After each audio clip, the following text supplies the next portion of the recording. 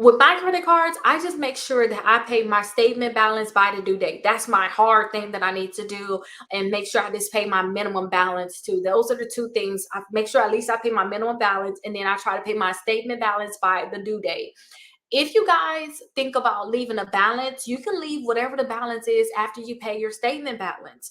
If you want to pay it off all the way or pay it down all the way, you can, to make sure you have a low utilization, but you technically don't have to pay off your credit card. Just make sure that you're focusing on paying your statement balance by your due date. And then after that, making sure that you guys do not have more than 5% spent on your credit card so that you guys can have low utilization. So that's what I suggest that you guys do. Now, a lot of people always think I need to keep a balance on my credit cards. I literally live by this. This is what I do. I make sure I pay my statement balance by my due date.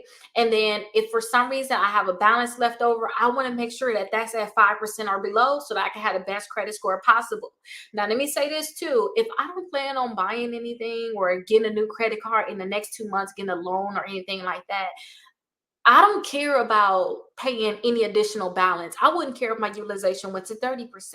I wouldn't care if it go to 20% because I know whenever I'm ready to get a credit card, whenever I'm ready to get a loan, that next month, I'll make sure that not only do I pay my statement balance, but I bring my utilization down to 5%.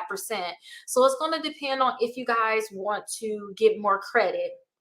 If you're at the point where you're trying to get credit every month, then every month you need to have that balance down by 5%. You don't necessarily have to pay it down, pay it off, but you should have it down 5% or below. And that's if you're trying to get